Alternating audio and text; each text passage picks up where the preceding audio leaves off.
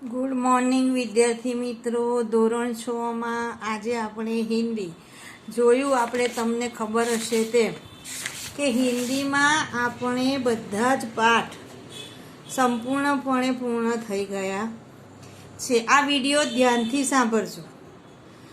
મેં હિન્દીના પેપરની અંદર તમને પેપર સ્ટાઇલ જે મોકલી છે એ પ્રમાણે હું સંપૂર્ણ અભ્યાસક્રમ લઈશ.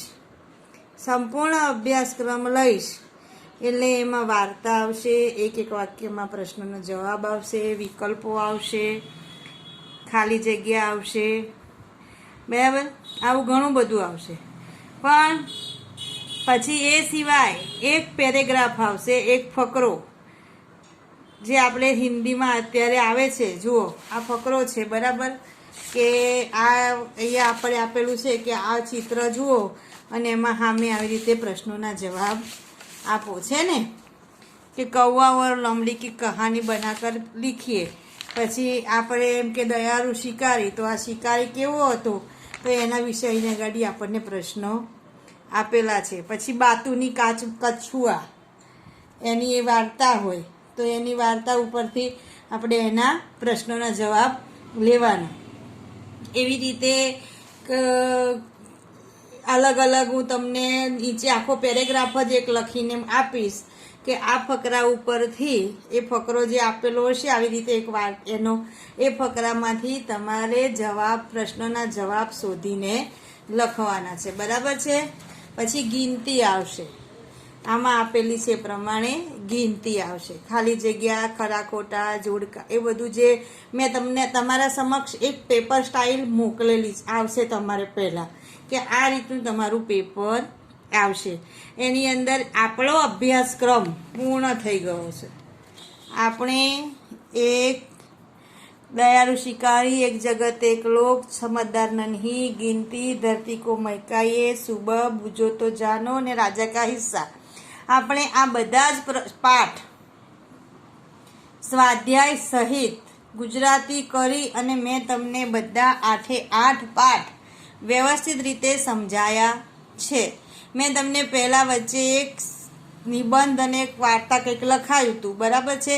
એ છતાં પણ હજી મને ટાઈમ છે મારી પાસે, એટલે હું તમને એક કે બે નિબંધ લખાઈશ. અત્યારે જે 2 નિબંધ લખાવું એમાંથી તમારે નિબંધ તૈયાર કરવાના રહેશે. એ તમારી હિન્દીના પેપરમાં તમે પેપર સ્ટાઇલ જોજો. છેલ્લો પ્રશ્ન છે કે 100 શબ્દોમાં નિબંધ લખો, એ આપેલું છે. એ નિબંધ તમારે લખવાનો રહેશે, બરાબર છે. એ સિવાય તમને આ મેં જે આ પાઠ છે આ પાઠમાંથી મેં વચ્ચે એક પેપર કાઢ્યું હતું, તો એક પેરેન્ટ્સનો એવો ફોન આવ્યો હતો કે ભાઈ આ શેનું છે, આ બહારનું છે, ચોપડી બહારનું, નવનીત સિવાયનું મેં કશામાંથી કોઈ પેપર 2 પેપર કાઢ્યા અને હજી આજે પેપર કાઢીશ એ પણ નવનીત સિવાય બહારનું હું એક પણ શબ્દ લખવાની નથી. એ વાત બરાબર ધ્યાન રાખજો. આજે આપણે આ અભ્યાસક્રમનો આપણે અહીંયા પાઠ પૂરા થયા. આજે આપણે એક નિબંધ લખીશું. હું એક નિબંધ તમારી સમક્ષ રજૂ કરીશ, બરાબર છે. નિબંધનો વિડીયો આજે આવશે. એ નિબંધ તમારે તમારી નોટમાં, આ બધું જ લખાઈ જાય પછી નિબંધ તમારે તમારી નોટમાં લખવાનો રહેશે. એ નિબંધ પરીક્ષા માટે તમારે તૈયાર કરવાનો. હું અહીંયા તમને 2 વિડીયો આવશે, 2 વિડીયોમાં 2 કે 3 વિડીયો આવશે, તો 3 આ 3 જે નિબંધ લખાઈશ એ નિબંધ હું તમારી સમક્ષ પેપરમાં મૂકીશ. એમાંથી તમારે આ 3માંથી એકાદો નિબંધ તમારે આવશે, બીજા 1-2 નિબંધ વધારાના એક્સ્ટ્રા મૂકીશ, બરાબર છે. તમારે એમાંથી નિબંધ લખવાના છે. પણ એટલું એક વાત ખ્યાલ રાખજો કે પરીક્ષા આપો છો એટલે પરીક્ષા જેવી રીતે શાળામાં ચોરી કર્યા સિવાય પરીક્ષા આપો છો એવી રીતે ઘેર બેસો પેપર આપવા ત્યારે એક મહેરબાની એટલી કરજો કે કશામાં જોયા સિવાય જેટલું આવડે એટલું લખજો. આ એક ખાસ મારી વિનંતી છે. હજી સુધી આપણે મળ્યા નથી અને મને લાગે છે કે હજી દિવાળી પછી કહીશું ક્યારે મળીએ એનું કોઈ નક્કી નહીં. પણ તમે મારા બાળકો છો, હું તમારી ટીચર છું. આ ટીચર તરીકેની એક ફરજ જે મારી આવે એના વિશે હું તમને જણાવું છું. બરાબર છે? આ એક ખાસ ખ્યાલ રાખજો. હવે આપણે આજે નિબંધ કરીશું. જુઓ વિદ્યાર્થી મિત્રો, અહીંયા એક મેં નિબંધ લખ્યો છે, મેરા દેશ. હવે આપણે આજે મારા દેશ વિશેનો નિબંધ ભણવાનો છે. બરાબર છે? તમને જોઈ લેજો. તમને હું એવું હશે ને તો આવી રીતે રહેવા દઉં છું અને પછી હું વાંચું છું. એટલે તમને જેમ જેમ વાંચતી જઈશ એમ તમારે આગળ હું લેતી જઈશ. એટલે તમને વિડીયો જ્યારે જુઓ ત્યારે તમને ખબર પડે અને તમને એમાં સમજણ પડે અને દેખાય કે ભાઈ ફાવે છે. બરાબર? તો ચલો, પહેલો પેરેગ્રાફ. भारत मेरा देश है. पुराने जमाने में यहाँ भरत नाम के एक वीर और प्रयासी राजा हुए थे. હું એકનું એક 2 વખત કરાવીશ એટલે તમારે કદાચ વિડીયો આગો પાછો થાય તો તમને ખ્યાલ આવે. હવે હું આનું આ ફરી બોલીશ. ભારત મેરા દેશ है. पुराने जमाने में यहाँ भरत नाम के एक वीर और प्रतापी राजा हुए थे. उन्हीं के नाम से यह देश ભારત કહલાયા. ભારત ઉપર ઇન્વર્ટેડ કોમા કરવાનું છે. બરાબર? એ ધ્યાન રાખજો. ભારત કા દૂસરા નામ હિન્દુસ્તાન હે. હિન્દુસ્તાનની ઉપર પણ ઇન્વર્ટેડ કોમા કરવાનું છે. હવે હું આ બીજો ફરી વાંચીશ. ઉન્હી કે નામ સે યહ દેશ भारत कहलाया. भारत का दूसरा नाम है हिंदुस्तान. भारत का नवो पैराग्राफ. भारत एक विशाल देश है. भारत एक विशाल देश है. इसके उत्तर में हिमालय पर्वत, दक्षिण में हिंद महासागर और पश्चिम में अरब सागर है.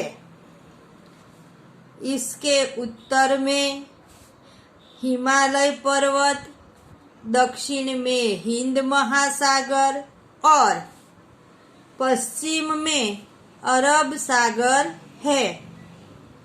गंगा, यमुना, ब्रह्मपुत्र, गोदावरी, नर्मदा आदि बड़ी बड़ी नदियाँ इसकी हरा भरा बनाती है. શું કીધું છે જુઓ કે ગંગા, યમુના, બ્રહ્મપુત્ર, ગોદાવરી, नर्मदा आदि बड़ी बड़ी नदियों इसको हरा भरा बनाती है. नवो पैराग्राफ. दिल्ली भारत की राजधानी है. दिल्ली भारत की राजधानी है. यह एक बड़ा शहर है.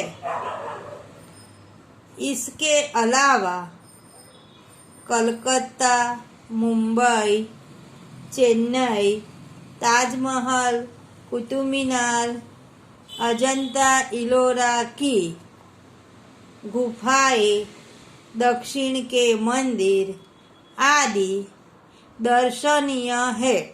શું કીધું છે જુઓ કે यह एक बड़ा शहर है. इसके अलावा कलकत्ता, मुंबई, चेन्नई, ताजमहल, कुतुब मीनार,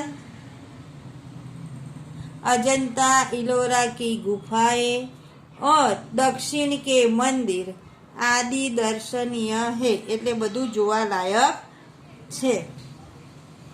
भारत के विविध राज्यों के भाषा, वेशभूषा और रीति रिवाज अलग है।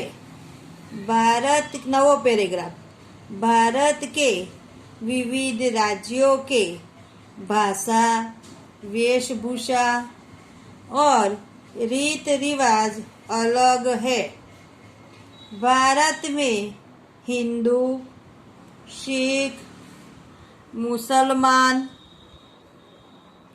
पारसी, ईसाई आदि कई धर्मों के लोग रहते हैं। भारत में हिंदू, सिख, मुसलमान, पारसी, ईसाई आदि कई धर्म के लोग रहते हैं। ये सभी लोग झील मिलकर रहते हैं। झील मिलकर એટલે હળી મળીને। हिंदी ફરી વાંચું છું। ये सभी लोग झील मिलकर रहते हैं।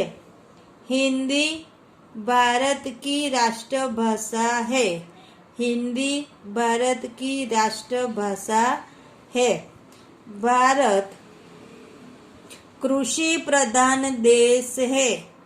भारत, नवो पैराग्राफ, भारत कृषि प्रधान देश है।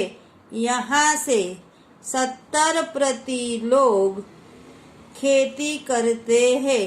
यहाँ के 70% लोग खेती करते हैं। यहाँ रामकृष्ण, बुद्ध, महावीर और महात्मा गांधी जैसे कई महान पुरुषों की जन्मभूमि है। यह रामकृष्ण, बुद्ध, महावीर और महात्मा गांधी जैसे कई महान पुरुषों की राजधानी है। इसे देश भूमि की कहते हैं। शू कहते?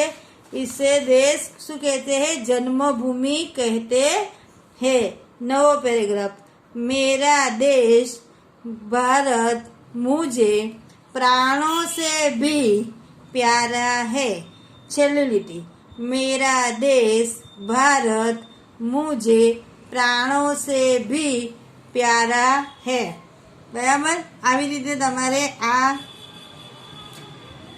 તમને ના ખબર પડે તો જો હું આવી રીતે મૂકી રાખું છું તો તમારે છેલ્લે આ મૂક્યું છે મેં જોઈ લેજો। તમારે એનો સ્ક્રીનશોટ પાડી લેવાનો ને પછી એને કરી અને તમારે લખી લેવાનું।